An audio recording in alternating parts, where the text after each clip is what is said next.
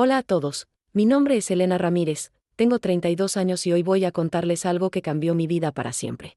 Si están viendo este video, probablemente sea porque el algoritmo les mostró una historia que podría parecer sacada de una telenovela, pero les juro por lo más sagrado que cada palabra que voy a compartir es real. Descubrí que mi bebé tenía una enfermedad rara mientras mi pareja me engañaba con mi hermana. Sí, lo sé, suena increíble, pero a veces la realidad supera cualquier ficción. Antes de continuar, les pido que dejen un like si quieren apoyarme en este momento tan difícil, suscríbanse a mi canal y activen la campanita para más historias de superación. Y por favor, cuéntenme en los comentarios de qué ciudad son, me encantaría saber quiénes me están escuchando. Les prometo que al final de esta historia entenderán cómo una persona puede encontrar fuerzas donde creía que no quedaba nada. Les contaré cada detalle, cada lágrima y cada pequeña victoria en este camino que nunca imaginé recorrer. Todo comenzó hace 2 años en Valencia. Yo trabajaba como enfermera en el Hospital La Fe, un trabajo que amaba con todo mi corazón. Siempre quise ayudar a los demás, y esa vocación me llevó a estudiar enfermería. Mi día a día transcurría entre habitaciones del ala de pediatría, donde me había especializado. Había algo especial en trabajar con niños enfermos, algo que me llenaba el alma a pesar del dolor que a veces presenciaba. Quizás era su fortaleza, su capacidad para sonreír incluso en los momentos más difíciles. Nunca imaginé que esa misma fortaleza sería la que yo necesitaría años después. Conocí a Javier cuando ambos estábamos en la universidad.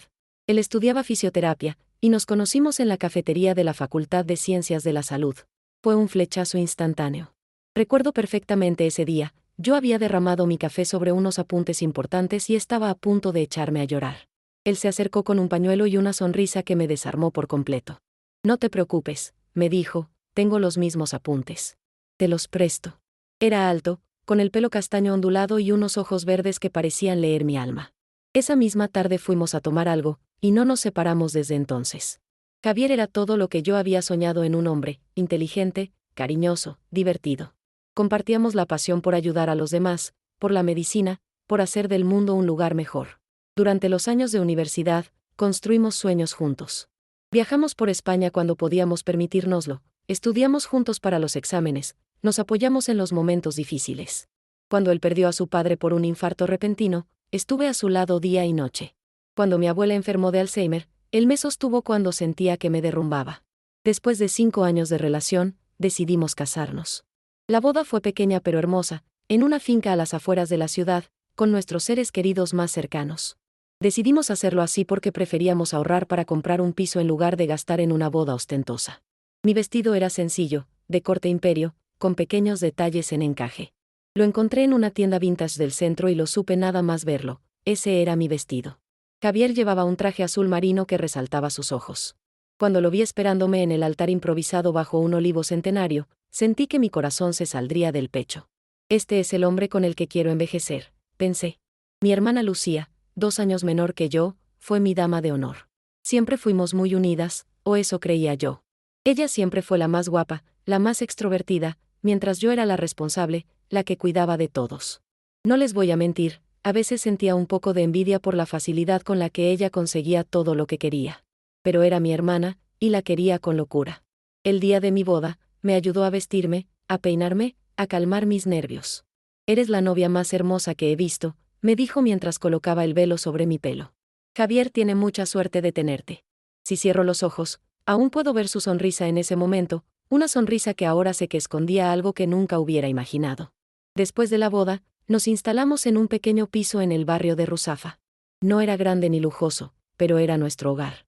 Javier consiguió trabajo en una clínica privada de rehabilitación, y yo seguí en el hospital.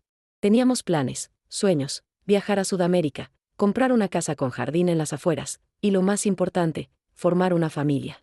Durante el primer año de matrimonio, disfrutamos simplemente de estar juntos. Salíamos con amigos, cenábamos en pequeños restaurantes del barrio, pasábamos los domingos viendo películas o paseando por la playa de la Malvarrosa. La vida era buena, sencilla pero plena. Hablábamos de tener hijos, pero decidimos esperar un poco, hasta estar más establecidos económicamente. O eso creía yo. Ahora me pregunto si Javier ya tenía dudas entonces, si ya sentía ese vacío que luego intentaría llenar de la peor manera posible. Cuando quedé embarazada, fue el momento más feliz de mi vida. Javier y yo habíamos estado intentándolo durante casi un año, y cuando vi esas 2 rayitas en el test, lloré de alegría. Recuerdo que estaba sola en casa cuando lo hice, no podía esperar a que él volviera del trabajo. Me senté en el borde de la bañera, con el test en la mano, y cuando aparecieron las 2 líneas, sentí que el mundo se detenía. Voy a ser madre, me dije a mí misma, casi sin creerlo. Le di la noticia envolviendo un par de zapatitos de bebé y colocándolos en la mesa de la cena. Había preparado su plato favorito, paella de marisco, y había comprado una botella de cava sin alcohol para celebrar. Su reacción fue exactamente lo que esperaba, emoción pura. Me abrazó tan fuerte que pensé que me rompería las costillas. Vamos a ser padres, repetía una y otra vez. Y en ese momento, todo parecía perfecto. Sus ojos brillaban de una manera que no había visto antes, y me sentí la mujer más afortunada del mundo. Esa noche hicimos planes hasta altas horas de la madrugada, hablando de cómo sería nuestro bebé, qué tipo de padres queríamos ser, cómo organizaríamos nuestras vidas con la llegada del pequeño. El embarazo transcurrió sin complicaciones. Las náuseas matutinas fueron leves, y aunque durante el segundo trimestre tuve algunos problemas con la ciática, en general me sentí bien. Mi cuerpo cambiaba día a día, y yo miraba mi barriga creciente con una mezcla de asombro y gratitud. Javier parecía encantado con mis nuevas curvas. Me acariciaba la barriga cada noche antes de dormir, hablándole a nuestro hijo que aún no había nacido. Decoramos la habitación del bebé juntos, eligiendo un tema neutro de animales del bosque en tonos verdes y amarillos. Pintamos las paredes, montamos la cuna, organizamos la pequeña ropa que íbamos comprando o que recibíamos de familiares y amigos. Elegimos el nombre, Lucas si era niño, Valentina si era niña, y asistimos a todas las clases de preparación al parto. Cada ecografía era un momento mágico. Ver a esa pequeña vida creciendo dentro de mí me llenaba de una emoción indescriptible. Supimos que tendríamos un niño, nuestro pequeño Lucas. Javier estaba especialmente emocionado por tener un varón, aunque siempre decía que lo importante era que viniera sano. Ya se imaginaba enseñándole a jugar al fútbol, llevándolo a los partidos del Valencia CF, su equipo del alma. Recuerdo una tarde, sentados en el sofá, cuando Javier puso sus manos sobre mi barriga y dijo, Lucas, soy papá. Estamos deseando conocerte. En ese momento, como si lo hubiera entendido, el bebé dio una patada tan fuerte que Javier pudo sentirla. Su cara de sorpresa y alegría es un recuerdo que atesoro, a pesar de todo lo que vino después. Mi hermana Lucía venía a casa con frecuencia, trayendo regalitos para el bebé. Recuerdo especialmente un pequeño elefante de peluche que trajo de un viaje a Madrid. Es para que lo abrace cuando tenga miedo, dijo, entregándomelo con una sonrisa. Organizó mi baby shower, una fiesta preciosa con amigos y familiares en un restaurante del centro. Se ocupó de cada detalle, las invitaciones, la decoración en tonos azules, incluso un juego donde los invitados tenían que adivinar el tamaño de mi barriga con un trozo de hilo. Se ofreció para ayudarme cuando naciera el niño, incluso habló de pedir vacaciones en su trabajo para estar conmigo los primeros días. En ese momento, su atención me pareció normal, el comportamiento esperable de una tía emocionada por la llegada de su sobrino. Qué ingenua fui. A medida que avanzaba el embarazo, notaba pequeños cambios en el comportamiento de Javier. Nada evidente, nada que pudiera señalar directamente. Llegaba un poco más tarde del trabajo, estaba más tiempo en el móvil. Cuando le preguntaba, siempre tenía explicaciones razonables, un paciente de última hora, consultas con colegas sobre casos complicados, búsqueda de información sobre desarrollo infantil para estar preparado cuando naciera Lucas.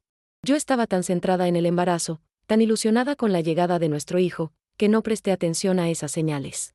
Además, seguía siendo cariñoso, atento, me acompañaba a las citas médicas, me daba masajes cuando me dolía la espalda. Era el mismo Javier de siempre, o eso quería creer. El día que nació Lucas fue, sin duda, el mejor de mi vida. Todo comenzó a las 3 de la madrugada, con contracciones leves que fueron aumentando en intensidad. Desperté a Javier con calma, creo que ya viene, le dije. Él saltó de la cama como si le hubieran dado una descarga eléctrica. Había ensayado 1000 veces este momento, la bolsa preparada junto a la puerta, el camino al hospital cronometrado, los números de teléfono de familiares a los que avisar. Pero cuando llegó el momento, parecía un animal asustado, corriendo por la casa, cogiendo cosas innecesarias, olvidando las importantes. Llegamos al hospital a las 4 de la mañana. Las contracciones ya eran intensas, regulares. Me ingresaron inmediatamente. Javier llamó a mis padres y a Lucía. Para mi sorpresa, mi hermana llegó en tiempo récord, todavía en pijama bajo el abrigo. No me perdería esto por nada del mundo, dijo, abrazándome. Ahora me pregunto si su prisa tenía más que ver con ver a Javier que con apoyarme a mí. Después de 12 horas de trabajo de parto, tener a mi pequeño en brazos borró todo el dolor. Era perfecto. 10 deditos en las manos, 10 en los pies, y unos ojos grandes y curiosos que parecían querer absorber todo el mundo de golpe. Pesó 3 kilos 200 gramos, y midió 50 centímetros. Javier lloró al sostenerlo por primera vez, y yo pensé que nuestro amor no podía ser más grande. Te queremos, Lucas, susurró, besando su pequeña frente. Mamá y papá te queremos más que a nada en el mundo. Los primeros días en el hospital fueron una mezcla de agotamiento y felicidad absoluta. Aprender a amamantar fue un desafío. Lucas tenía dificultades para engancharse correctamente y mis pezones estaban agrietados y doloridos. Una enfermera paciente, Maribel, me ayudó a encontrar la posición correcta. Todas las madres primerizas pasan por esto, me tranquilizó. Verás cómo en unos días lo haces con los ojos cerrados. Y tenía razón. Javier se quedó conmigo en el hospital las 2 noches, durmiendo en un sillón incómodo junto a la cama. Lucía venía durante el día, trayendo cosas que necesitábamos, ropa limpia, bocadillos caseros para que no tuviéramos que comer la comida del hospital, revistas para pasar el tiempo. Mi madre también venía, pero tenía que cuidar de mi padre, que se estaba recuperando de una operación de cadera, así que no podía quedarse mucho tiempo. Los primeros 2 meses fueron agotadores pero maravillosos. Lucas era un bebé bastante tranquilo, solo lloraba cuando tenía hambre o necesitaba un cambio de pañal. Yo estaba de baja por maternidad, y Javier había conseguido reducir su jornada en la clínica donde trabajaba para estar más tiempo con nosotros. Nos turnábamos para las tomas nocturnas, yo le daba el pecho y luego Javier lo cambiaba y lo mecía hasta que se dormía de nuevo. Parecíamos la familia perfecta. Nuestro pequeño apartamento se llenó de vida. La habitación que habíamos decorado con tanto amor ahora estaba ocupada por nuestro pequeño milagro. Las paredes se llenaron de fotografías, Lucas recién nacido, Lucas con su primer sonrisa, aunque los médicos decían que era reflejo, Lucas en brazos de sus abuelos, Lucas durmiendo plácidamente en su cuna. Vivíamos en una burbuja de felicidad, al menos yo lo hacía. Pero entonces, algo empezó a cambiar. Noté que Lucas no reaccionaba como debería a ciertos estímulos. No seguía objetos con la mirada, y a veces parecía ausente, como si estuviera en otro mundo. Al principio pensé que eran cosas mías, que estaba siendo una madre paranoica. Javier me decía que me tranquilizara, que todos los bebés se desarrollan a su ritmo. Mi madre siempre dice que yo tardé más en todo, comentaba para tranquilizarme. Y mírame ahora. Pero la enfermera que había en mí no podía ignorar esas señales. Comencé a buscar información, a comparar el desarrollo de Lucas con lo que decían los libros y las páginas web especializadas. Algo no encajaba. A los 3 meses, debería estar más atento, más interesado en su entorno. Le comenté mis preocupaciones a la pediatra en una revisión rutinaria, pero me dijo lo mismo que Javier: cada bebé es diferente, algunos tardan más en mostrar ciertas habilidades. Recuerdo una noche, mientras le daba el baño, intentando captar su atención con un patito de goma amarillo. Sus ojos parecían mirar a través del juguete, no hacia él. Sentí un nudo en el estómago, una certeza profunda de que algo no estaba bien. Esa noche, mientras Javier dormía, me quedé despierta junto a la cuna de Lucas, observándolo, rogando en silencio que mis temores fueran infundados. Fue durante una visita rutinaria al pediatra cuando mis temores empezaron a tomar forma. El doctor Martínez, un hombre de unos 60 años con una calma que inspiraba confianza, examinó a Lucas más tiempo de lo habitual. No era nuestro pediatra habitual, estábamos allí porque el doctor García estaba de vacaciones. Quizás fue una suerte, un golpe del destino. El doctor Martínez observó a Lucas con atención, le hizo pruebas sencillas, sonidos para ver si reaccionaba, juegos de seguimiento visual, comprobación de reflejos. Me preguntó sobre sus patrones de sueño, su alimentación, si respondía a sonidos. Le conté todo con detalle, sin ocultar mis preocupaciones. Él escuchaba atentamente, asintiendo, tomando notas. Y entonces me dijo las palabras que cambiaron todo: me gustaría que le hiciéramos algunas pruebas a Lucas. Hay algunos reflejos que debería tener más desarrollados a esta edad. Sentí como si el mundo se detuviera. Una parte de mí quería gritar, negar lo que estaba oyendo. Otra parte, la enfermera racional, sabía que estaba en lo cierto. ¿Qué tipo de pruebas?, pregunté con voz temblorosa. Para empezar, un análisis de sangre completo, una evaluación neurológica y quizás alguna prueba de imagen, respondió con tono profesional pero amable. No quiero alarmarte, pero es mejor descartar cualquier problema ahora mismo. Salí de la consulta con un nudo en el estómago. En el pasillo, sostuve a Lucas contra mi pecho con más fuerza, como si pudiera protegerlo de lo que fuera que le estuviera pasando. Todo estará bien, mi amor, le susurré, aunque no sabía si lo decía para tranquilizarlo a él o a mí misma. Llamé a Javier inmediatamente, pero no contestó. No era raro, a veces tenía sesiones largas de rehabilitación con pacientes y no podía atender el teléfono. Le dejé un mensaje contándole lo que había dicho el doctor, intentando sonar calmada aunque por dentro estaba destrozada. Llámame cuando puedas. Es importante. Esa noche, cuando llegó a casa, Javier parecía distante. Estaba inusualmente callado, y cuando le pregunté si había escuchado mi mensaje, asintió vagamente. Sí, algo sobre unas pruebas. No era la reacción que esperaba. Le conté detalladamente la conversación con el pediatra, las pruebas que había recomendado, mis temores. Y aunque asintió y dijo que estaba preocupado, noté que su mente estaba en otro lugar. ¿Estás bien?, le pregunté. Sí, solo estoy cansado. Ha sido un día largo, respondió, besándome en la frente y yendo a ver a Lucas, que dormía en su cuna. Lo observó en silencio durante un momento, y luego se fue a duchar sin decir nada más. Esa noche casi no hablamos. Normalmente, después de acostar a Lucas, nos sentábamos juntos, veíamos algo en la televisión o simplemente conversábamos sobre nuestro día. Era nuestro pequeño ritual, un momento para reconectar después de las exigencias de cuidar a un bebé. Pero esa noche, Javier dijo que tenía que preparar unas cosas para el trabajo del día siguiente y se encerró en el pequeño despacho que teníamos habilitado en un rincón del salón. En las semanas siguientes, Lucas se sometió a una serie de pruebas. Análisis de sangre, resonancias, evaluaciones del desarrollo. Cada prueba era una tortura para mí. Odiaba ver a mi bebé llorar cuando le sacaban sangre, tener que mantenerlo quieto para una resonancia, ver cómo los médicos lo examinaban como si fuera un espécimen de laboratorio y no un niño de carne y hueso. Javier me acompañaba a algunas citas, pero siempre tenía alguna excusa para no estar en otras. Tengo un paciente que no puedo reprogramar, hay una reunión importante en la clínica, mi jefe no me da más días libres. La espera para los resultados fue una tortura. Cada día que pasaba sin noticias era un día más de incertidumbre, de miedo, de angustia. Intentaba mantenerme ocupada, centrarme en Lucas, en sus pequeñas rutinas, en cada momento con él. Lo observaba constantemente, buscando señales, mejorías, cualquier indicio de que todo estaba bien. A veces me parecía que seguía un objeto con la mirada, o que respondía a su nombre, y mi corazón se llenaba de esperanza. Pero luego venían momentos en que parecía completamente ausente, y la desesperación volvía a apoderarse de mí. Mientras tanto, la actitud de Javier se volvía cada vez más extraña. Llegaba tarde a casa, a veces olía a perfume que no era el mío, y estaba constantemente pendiente del móvil. Cuando le preguntaba, siempre tenía excusas, pacientes de último momento, reuniones en la clínica, cursos de actualización. Una noche, mientras se duchaba, su móvil vibró con un mensaje. No quería ser esa persona, esa esposa celosa y desconfiada, pero la curiosidad pudo conmigo. Miré la pantalla, era un mensaje de Lucía. ¿Nos vemos mañana? Tengo ganas de verte. Podría haber sido inocente, una quedada para hablar de un regalo sorpresa para mí o para Lucas, pero algo en mi interior me decía que no era así.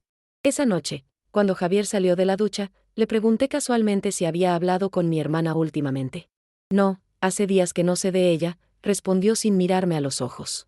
Era la primera vez que Javier me mentía directamente, y sentí como si algo se rompiera dentro de mí. Yo estaba tan centrada en Lucas que no presté demasiada atención a estas señales. Además, mi hermana Lucía se había convertido en mi gran apoyo. Venía casi todos los días, me ayudaba con Lucas, me escuchaba cuando necesitaba desahogarme. Javier está bajo mucha presión, me decía. Los hombres a veces no saben cómo manejar estas situaciones. Dale tiempo, ya verás cómo cuando sepamos qué le pasa a Lucas, todo volverá a la normalidad. Sus palabras me reconfortaban. Quería creerle, necesitaba creerle. Necesitaba pensar que mi matrimonio, aunque pasando por un momento difícil, seguía siendo sólido. Que cuando pasara la tormenta, Javier y yo volveríamos a ser el equipo que siempre habíamos sido. Un día, mientras Lucía bañaba a Lucas, algo que hacía a menudo para darme un respiro, yo preparaba la cena en la cocina. Escuché el sonido de un mensaje en su móvil, que había dejado en la mesa del comedor. No pretendía mirar, de verdad que no, pero pasé por allí de camino a la nevera, y la pantalla se iluminó automáticamente. El nombre que apareció me dejó helada, Javi Corazón Rojo. Me quedé inmóvil, con el corazón latiendo tan fuerte que podía oírlo en mis oídos. Quería coger el teléfono, leer el mensaje, confirmar mis sospechas. Pero no lo hice. No podía. No quería.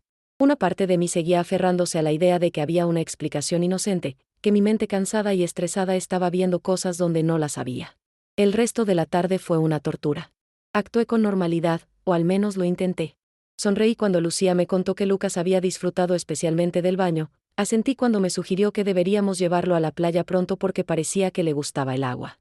Pero por dentro, estaba destrozada, confundida, furiosa. Esa noche, cuando Lucía se fue y Lucas dormía, tomé una decisión. Revisaría el teléfono de Javier. Nunca antes había invadido su privacidad de esa manera, siempre habíamos confiado el uno en el otro. Pero las circunstancias habían cambiado. Necesitaba saber la verdad, por dolorosa que fuera. No fue difícil.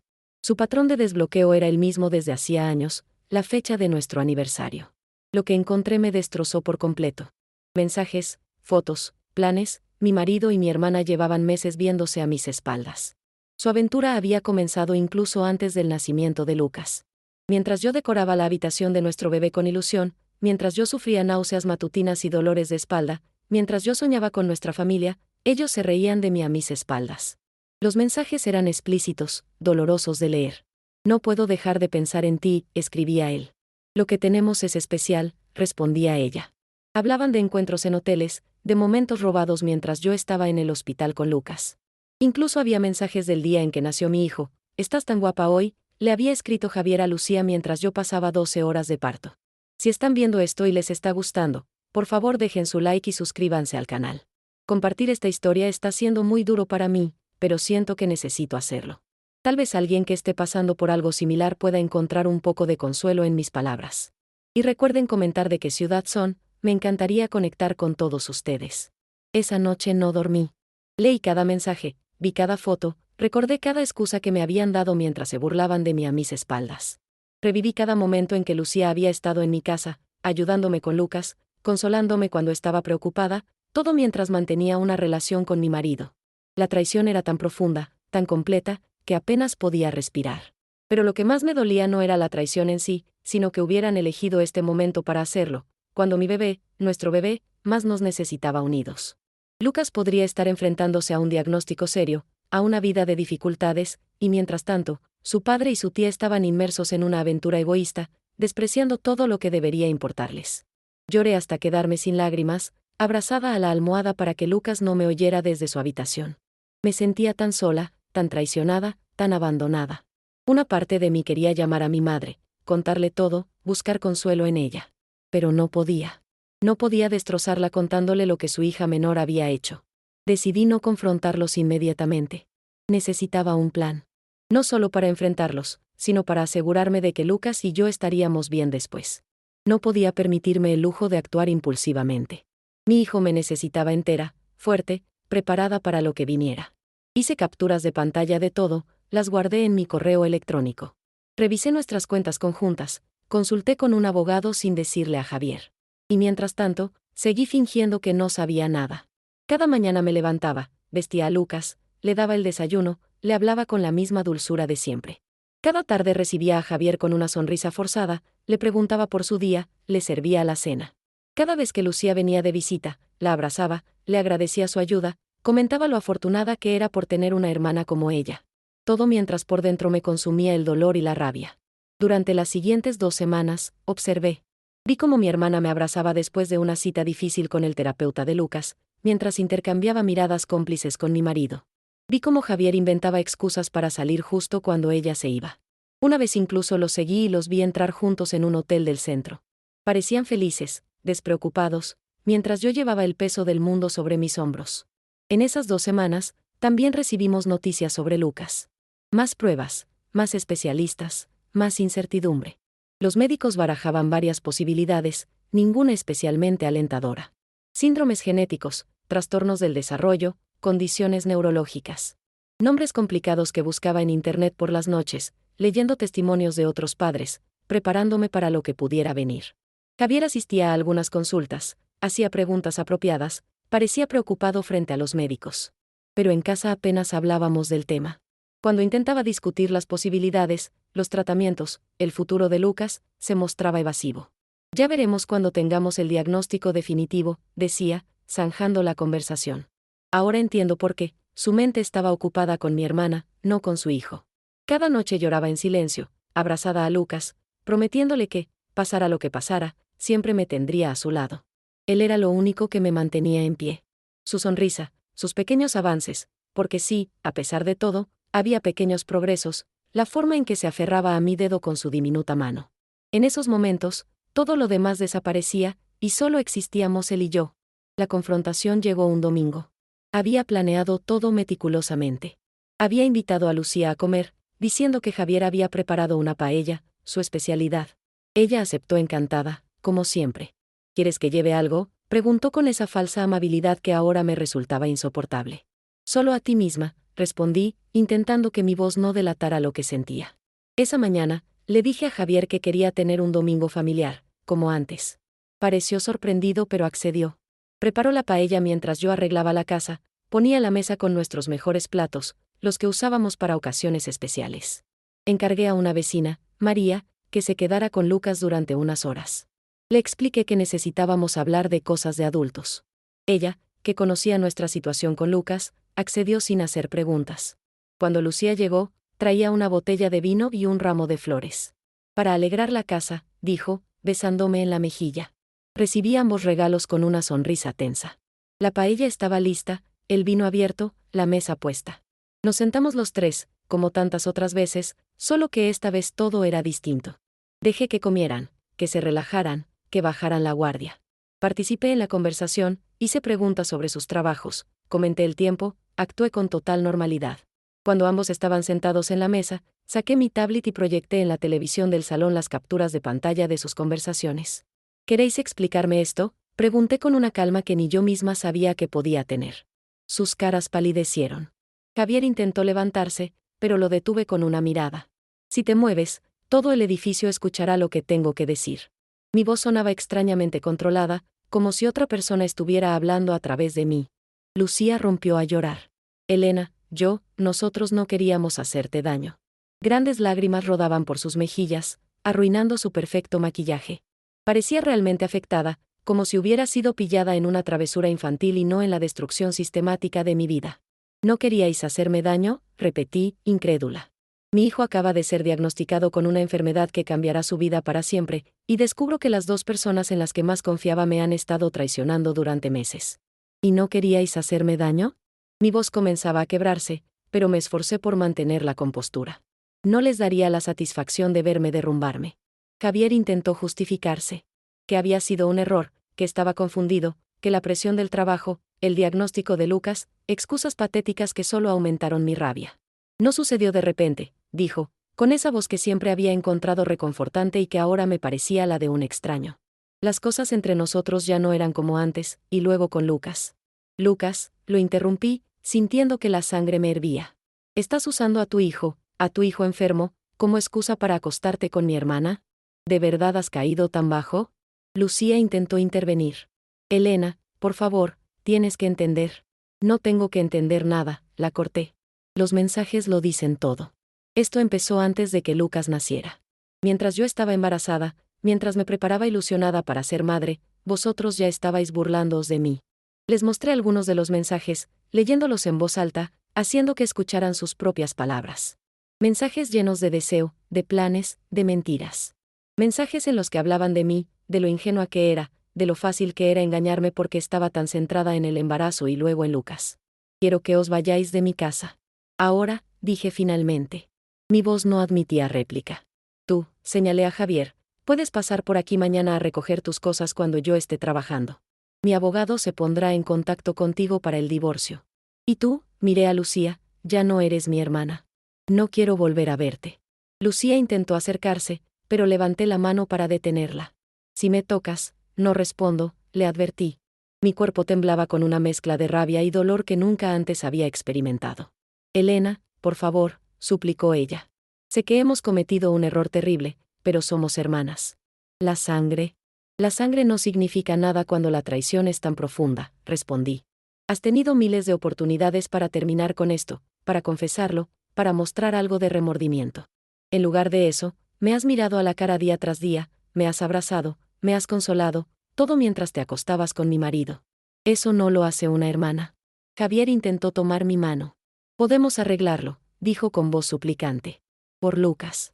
Él necesita una familia unida. Retiré mi mano como si su contacto me quemara. No utilices a Lucas, dije, cada palabra cargada de desprecio. Si realmente te importara tu hijo, nunca hubieras hecho esto. Y la única familia que necesita es una que lo ame incondicionalmente, y esa soy yo. Se fueron en silencio, dejándome sola con las ruinas de lo que una vez fue mi vida. Recogí los platos, tiré la comida apenas tocada, limpié la mesa como si con ello pudiera borrar lo sucedido.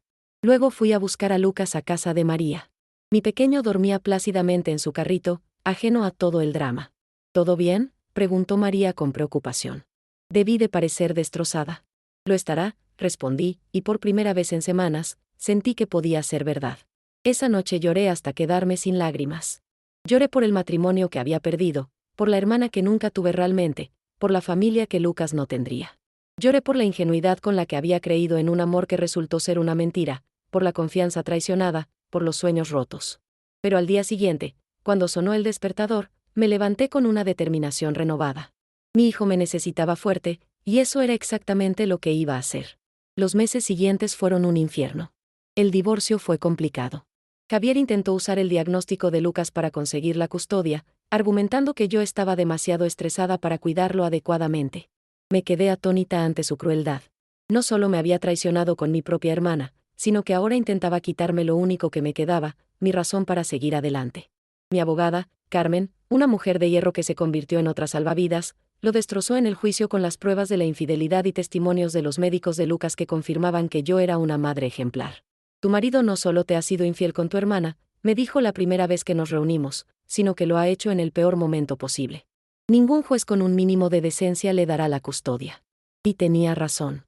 A pesar de todo, el proceso fue agotador. Declaraciones, pruebas, evaluaciones psicológicas, visitas de asistentes sociales.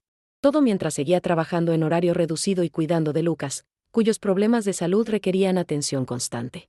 Hubo días en que apenas dormía, entre los papeles del divorcio, las citas médicas y las noches en vela con Lucas cuando tenía crisis. Mi familia se dividió. Mis padres, devastados por la traición de Lucía, intentaron mantenerse neutrales al principio, lo que me dolió profundamente. Neutrales cuando vuestra hija se acostaba con mi marido mientras mi bebé recibía un diagnóstico que cambiara su vida, les grité un día, después de una reunión familiar en la que intentaron que Lucía y yo nos reconciliáramos. ¿Es esa la justicia que me enseñasteis? Mis palabras los hicieron reaccionar. Mi madre lloró, mi padre enmudeció. Ese mismo día, le pidieron a Lucía que se marchara de la casa familiar donde se estaba quedando temporalmente.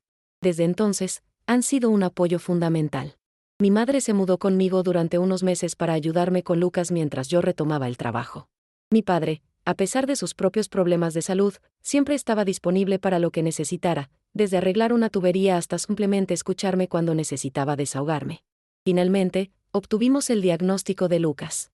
Después de meses de pruebas, de consultas con especialistas, de incertidumbre, supimos lo que le pasaba a nuestro pequeño. El doctor Martínez, junto con un neuropediatra, nos explicaron que Lucas padecía síndrome de Angelman, una enfermedad genética rara que afecta al sistema nervioso. Nos dijeron que podría tener retrasos en el desarrollo, problemas de habla, epilepsia, y que probablemente necesitaría atención toda su vida. Recuerdo que mientras el médico hablaba, yo solo podía mirar a mi bebé, que jugueteaba con un sonajero, ajeno a cómo su diagnóstico estaba destrozando a su madre por dentro. Mi madre estaba a mi lado, sosteniendo mi mano, ofreciéndome el apoyo que mi marido debería haber proporcionado. ¿Cuál es el tratamiento?, fue lo primero que pregunté cuando pude hablar. No existe una cura para el síndrome de Angelman, respondió el neuropediatra con gentileza. Pero con terapias adecuadas, estimulación temprana y el apoyo adecuado, Lucas puede tener una buena calidad de vida. Salimos de la consulta en silencio. En el coche, rompí a llorar. Mi madre me abrazó, permitiéndome liberar todo el dolor, toda la angustia acumulada. Lo superaremos, me dijo. Tú y Lucas lo superaréis, y estaremos a vuestro lado en cada paso. Lucas empezó con terapias intensivas. Fisioterapia, logopedia, terapia ocupacional, estimulación temprana. Cada pequeño progreso era una victoria que celebrábamos. Su primera sonrisa intencional, el día que logró mantener la cabeza erguida más tiempo, cuando comenzó a responder a su nombre. Momentos que para otros padres podrían parecer cotidianos, pero que para nosotros eran milagros. Mi trabajo como enfermera se volvió casi imposible de mantener con las necesidades de Lucas. Las terapias eran casi diarias, y a menudo tenía que llevarlo a consultas con especialistas en otras ciudades. Afortunadamente, el jefe de servicio, que conocía mi situación, me ofreció un puesto administrativo con horario reducido. Ganaba menos, pero podía estar más tiempo con mi hijo. Las finanzas eran otro problema. El divorcio me dejó con la hipoteca del piso, que apenas podía pagar con mi sueldo reducido. Las terapias de Lucas no estaban todas cubiertas por la seguridad social, y las que sí lo estaban tenían listas de espera de meses. Tuve que contratar algunas de forma privada, lo que suponía un gasto considerable. Javier estaba obligado a pagar una pensión, pero a menudo la retrasaba o directamente no pagaba, alegando problemas económicos que yo sabía que eran falsos. Mi abogada tuvo que intervenir varias veces, amenazando con denunciarlo. Eventualmente, el juzgado estableció que el pago se realizara directamente de su nómina, lo que solucionó el problema. Si están siguiendo mi historia hasta ahora, gracias por estar ahí. Dejen su like si creen que hice lo correcto al enfrentarme a Javier y Lucía. Y cuéntenme en los comentarios si alguna vez han tenido que levantarse después de que la vida les diera un golpe tan duro. Sus experiencias me ayudan a sentirme menos sola en este camino. El primer año después del diagnóstico y la separación fue el más difícil. Hubo días en que me levantaba sin saber cómo iba a superar las próximas 24 horas. El dinero era escaso, a pesar de la pensión que Javier estaba obligado a pagar, y que a menudo retrasaba. Las citas médicas de Lucas eran constantes, y el seguro no cubría todas las terapias que necesitaba. Me sentía agotada, física y emocionalmente. Había perdido peso, tenía ojeras permanentes, y a veces me sorprendía a mí misma mirándome en el espejo y no reconociendo a la mujer que me devolvía la mirada. ¿Dónde estaba la Elena sonriente, llena de energía, con planes y sueños? ¿Dónde había quedado esa persona? Pero en medio de todo ese caos, de ese dolor, de esa incertidumbre, Lucas seguía siendo mi ancla, mi razón para seguir adelante. Su sonrisa, la forma en que sus ojos me seguían por la habitación, cómo se tranquilizaba cuando lo abrazaba, esos pequeños momentos me daban la fuerza que necesitaba para enfrentar un día más. Una tarde, mientras Lucas dormía la siesta, me encontré revisando viejos álbumes de fotos. Había imágenes de mi boda, de vacaciones con Javier, de reuniones familiares con Lucía. En todas ellas parecíamos felices, unidos. Las lágrimas comenzaron a caer mientras pasaba las páginas, reviviendo momentos que ahora parecían pertenecer a otra vida, a otra persona. Fue entonces cuando decidí que tenía que hacer algo diferente, algo que me ayudara a procesar todo lo que había pasado, a sanar, a encontrar un propósito más allá de la supervivencia día a día. Necesitaba una manera de canalizar todo ese dolor, esa rabia, esa sensación de injusticia. Fue entonces cuando decidí empezar este canal. Al principio solo compartía nuestra rutina diaria, los ejercicios que hacíamos en casa para complementar las terapias, pequeños logros de Lucas. No esperaba mucho, quizás solo un espacio para desahogarme, para sentirme escuchada. Grabé mi primer video con el móvil, en la sala de estar, mientras Lucas jugaba a mis pies. Hablé de su diagnóstico, de cómo había cambiado nuestras vidas, de los desafíos y también de las pequeñas victorias. Para mi sorpresa, la gente empezó a interesarse. El video tuvo más visualizaciones de las que esperaba. Empezaron a llegar comentarios, preguntas, palabras de ánimo. Familias con niños con el mismo síndrome o condiciones similares me escribían agradeciéndome por visibilizar esta realidad. Madres solteras me contaban sus propias historias de superación. Profesionales de la salud dejaban consejos útiles o aclaraban dudas que planteaban otros espectadores. Poco a poco, el canal fue creciendo. Comencé a investigar más, a conectar con asociaciones de pacientes, a entrevistar a especialistas. Lo que había empezado como un desahogo personal se estaba convirtiendo en un recurso para otras familias. Eso me daba un propósito, una dirección, algo que iba más allá de mi propia situación. Un día recibí un mensaje que lo cambió todo. Era de Marta, una neuróloga especializada en trastornos genéticos que había visto mis videos. Me explicó que estaban iniciando un programa experimental de terapia génica en Barcelona que podría ayudar a niños con síndrome de Angelman. No era una cura, aclaró, pero podía mejorar significativamente algunos síntomas. Tu hijo podría ser un candidato, escribió. Si estás interesada, podemos hablar. Por supuesto que estaba interesada. Concertamos una videollamada esa misma noche, después de que Lucas se durmiera. Marta me explicó en qué consistía el tratamiento, los posibles riesgos, y también los potenciales beneficios. Era costoso, muy costoso, pero existían becas y ayudas para familias que no podían permitírselo. Haré lo que sea necesario, le dije. Lo que sea. Comenzó entonces una nueva batalla, conseguir que Lucas fuera aceptado en el programa. Pruebas, entrevistas, evaluaciones. Y mientras tanto, seguía compartiendo nuestra historia en el canal, ahora con un propósito más definido: concienciar sobre el síndrome de Angelman y recaudar fondos para el tratamiento. La respuesta de la comunidad me dejó sin palabras. Personas de toda España y Latinoamérica comenzaron a hacer donaciones. Empresas se pusieron en contacto ofreciendo patrocinios. Una cadena de farmacias incluso se ofreció a cubrir parte de los medicamentos que Lucas necesitaba. Por primera vez en mucho tiempo, sentí que no estábamos solos. Mientras tanto, Javier y Lucía seguían con sus vidas. Me enteré por amigos comunes que se habían mudado juntos a otra ciudad. Él había abierto su propia clínica, ella trabajaba como recepcionista allí. Verlo seguir adelante mientras yo luchaba día a día con los desafíos de criar a un niño con necesidades especiales me llenaba de rabia a veces. Parecía injusto que ellos pudieran continuar como si nada mientras mi vida había dado un giro de 180 grados. Pero cada vez que esos sentimientos amenazaban con consumirme, miraba a Lucas y recordaba que él era lo único que importaba. No podía permitir que el resentimiento y el odio me robaran la energía y la alegría que necesitaba para ser la madre que mi hijo merecía.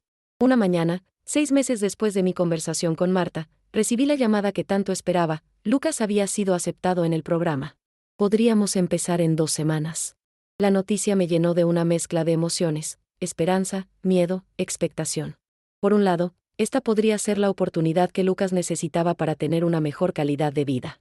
Por otro, era un tratamiento experimental, con riesgos, que requeriría mudarnos temporalmente a otra ciudad. Tuvimos que reorganizar toda nuestra vida. Mi jefe me concedió una excedencia, alquilé un pequeño apartamento cerca del hospital en Barcelona, y con la ayuda de mis padres y los fondos recaudados a través del canal, pudimos instalarnos para lo que sería una estancia de al menos 3 meses. La despedida fue dura. Mi madre lloró, mi padre intentó mantenerse fuerte pero vi cómo sus ojos se humedecían. Llámanos todos los días, me pidieron. Y si necesitas cualquier cosa, lo que sea, estaremos allí en unas horas.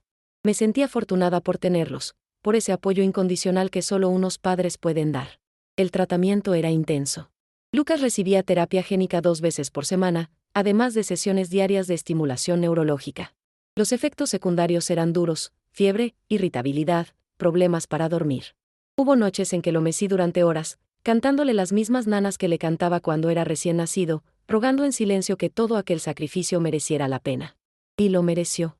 Después de 6 semanas, Lucas empezó a mostrar mejorías notables. Su capacidad de atención aumentó, comenzó a intentar imitar algunos sonidos, y lo más sorprendente, un día, mientras jugábamos con unos bloques, me miró directamente a los ojos y sonrió, una sonrisa consciente, intencional, llena de reconocimiento. Fue la primera vez que sentí que realmente conectaba conmigo de una manera que los médicos habían sugerido que podría ser difícil para él. En ese momento, todo valió la pena: las noches sin dormir, las lágrimas, el agotamiento, las dificultades económicas, incluso la traición de Javier y Lucía. Porque ese pequeño momento, esa conexión con mi hijo, era más valiosa que cualquier otra cosa en el mundo.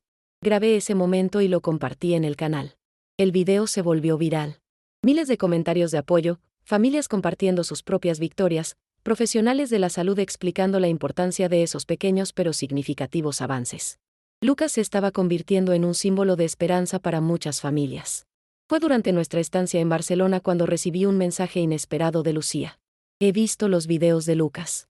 Estoy muy orgullosa de todo lo que estás haciendo. Sé que probablemente nunca me perdonarás, pero quiero que sepas que lo siento profundamente. Si alguna vez necesitas algo, lo que sea, estoy aquí. El mensaje me pilló por sorpresa. Había pasado más de 1 año desde nuestra última conversación, desde que la eché de mi casa junto con Javier. Durante ese tiempo, había intentado no pensar en ella, borrarla de mi vida como ella había intentado borrar mi felicidad. No respondí. No estaba lista para perdonar, quizás nunca lo estaría. La herida era demasiado profunda, la traición demasiado personal. Pero algo dentro de mí se liberó al leer esas palabras. El odio que había estado alimentando durante tanto tiempo solo me estaba consumiendo energía que necesitaba para Lucas. Los 3 meses en Barcelona se extendieron a 6. Lucas progresaba a un ritmo que asombraba a los médicos. No era un milagro, seguía teniendo síndrome de Angelman y siempre lo tendría, pero su calidad de vida estaba mejorando significativamente. Comenzó a gatear, algo que muchos niños con su condición nunca logran. Sus episodios de epilepsia, uno de los síntomas más preocupantes, disminuyeron en frecuencia e intensidad. Durante ese tiempo, el canal siguió creciendo. Compartía cada avance de Lucas, cada nueva terapia, cada pequeña victoria. También hablaba con franqueza de los momentos difíciles, de las recaídas, de las noches sin dormir. Quería mostrar la realidad completa, no una versión edulcorada. Las familias que nos seguían apreciaban esa honestidad, ese retrato sin filtros de lo que significa criar a un niño con necesidades especiales. Cuando finalmente regresamos a Valencia, no volvimos al mismo apartamento. Gracias al crecimiento del canal y a algunos trabajos de consultoría que había comenzado a hacer para asociaciones de pacientes, pude permitirme un lugar más adecuado para las necesidades de Lucas, planta baja, con un pequeño jardín, y cerca de un centro de terapias donde continuaría con su tratamiento. La mudanza fue como un nuevo comienzo, un símbolo de que estábamos dejando atrás el dolor, las dificultades, y avanzando hacia un futuro más prometedor. Pinté las paredes de colores vivos, llené la habitación de Lucas de juguetes educativos recomendados por sus terapeutas, creé un espacio en el salón para grabar los videos del canal con mejor iluminación y sonido. La vida empezó a encontrar un nuevo ritmo. No era la vida que había imaginado cuando sostuve a Lucas por primera vez en mis brazos, pero era nuestra vida, y estábamos aprendiendo a vivirla plenamente. Un año después del diagnóstico, recibí otra sorpresa: Javier quería ver a Lucas. Había estado pagando la manutención regularmente durante los últimos meses, supongo que su clínica iba bien, pero no había mostrado interés en verlo. Según mi abogada, tenía derecho a visitas supervisadas si lo solicitaba formalmente. Mi primer instinto fue negarme. ¿Dónde estaba cuando Lucas pasaba noches enteras con fiebre después de las sesiones? ¿Dónde estaba cuando aprendió a gatear, cuando dijo su primer mamá aproximado? Pero luego pensé en Lucas. Él merecía conocer a su padre, sin importar lo que yo sintiera por él. Acordamos vernos en un parque cercano a mi nueva casa. Llegué antes, con Lucas en su silla adaptada, sintiendo una mezcla de ansiedad y resentimiento. Cuando vi a Javier acercarse, sentí un nudo en el estómago. Estaba más delgado, con algunas canas nuevas en las sienes. Por un segundo, recordé al hombre del que me había enamorado, y sentí una punzada de dolor por todo lo que habíamos perdido. El reencuentro fue incómodo. Javier parecía genuinamente impresionado por los progresos de Lucas, y no pudo contener las lágrimas cuando el niño le sonrió. «Es increíble lo que has conseguido con él», me dijo. «Siento no haber estado ahí». «Todavía puedes estar», respondí, sorprendiéndome a mí misma. No por mí, sino por él. Desde entonces, Javier ha mantenido visitas regulares. No somos amigos, probablemente nunca lo seremos, pero hemos encontrado una forma civil de ser padres juntos. Las visitas comenzaron siendo cortas y supervisadas, pero con el tiempo, a medida que Javier demostraba un interés genuino en Lucas y aprendía a manejar sus necesidades especiales, se volvieron más largas y menos tensas. Él y Lucía siguen juntos, esperan un bebé. Me enteré por mi madre, quien sigue teniendo contacto ocasional con Lucía. Al principio, la noticia me dolió más de lo que esperaba. No porque siguiera queriendo a Javier, sino porque parecía injusto que ellos pudieran formar la familia que me habían arrebatado. Pero luego reflexioné: les deseo que nunca tengan que enfrentar los desafíos que Lucas y yo hemos enfrentado, pero si lo hacen, espero que encuentren la fuerza que nosotros encontramos. Si han llegado hasta aquí, gracias por escuchar mi historia. Si están pasando por un momento difícil, si sienten que la vida les ha dado más de lo que pueden soportar, recuerden mis palabras: la fuerza no viene de no caer, viene de levantarse una y otra vez. Hoy Lucas tiene 4 años. Sigue teniendo muchos desafíos por delante. Probablemente nunca hablará con fluidez, siempre necesitará algún tipo de apoyo. Pero es un niño feliz. Ríe, juega, disfruta de la vida a su manera. Y yo he aprendido a disfrutar de cada pequeño momento, cada pequeña victoria.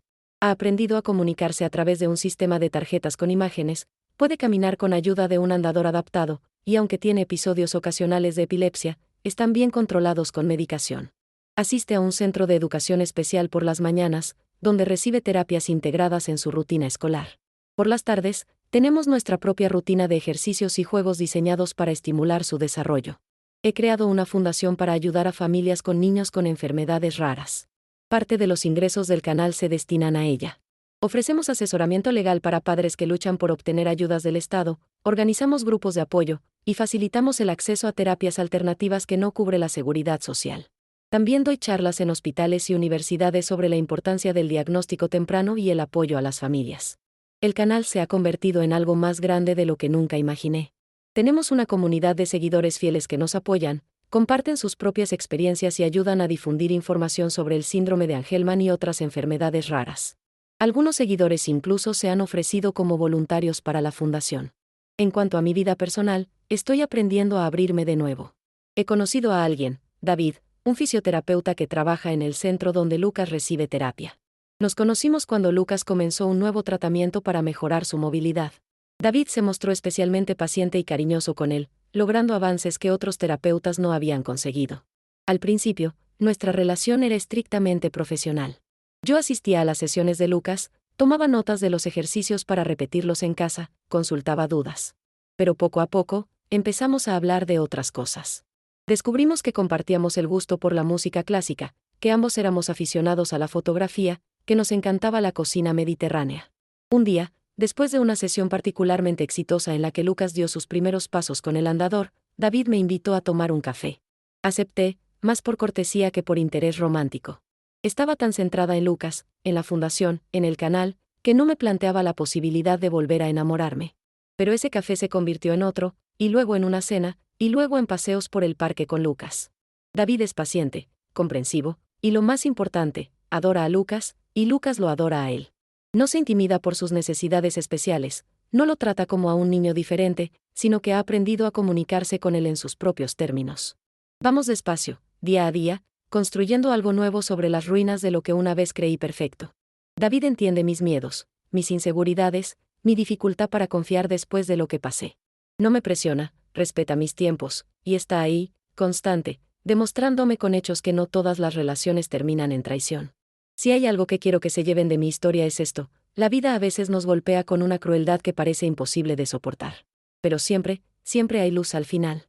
A veces esa luz tarda años en aparecer, a veces viene en forma de una sonrisa de tu hijo, una mano amiga, o simplemente en la paz que sientes cuando al fin dejas ir el dolor. Lucas me enseñó que la perfección está sobrevalorada. La vida real, con sus desafíos, sus lágrimas y sus pequeñas victorias, es mucho más hermosa que cualquier fantasía. Así que, si les ha gustado esta historia, no olviden dejar su like, suscribirse al canal, y activar las notificaciones para no perderse nuestras actualizaciones. Y por favor, compartan este video con alguien que pueda necesitar escucharlo. Les mando un abrazo enorme, desde Valencia, España. Soy Elena Ramírez, madre de Lucas, y esta es nuestra historia. Gracias por estar ahí. Y recuerden, como siempre digo al final de cada video, no importa cuán oscura parezca la noche, el sol siempre, siempre vuelve a salir.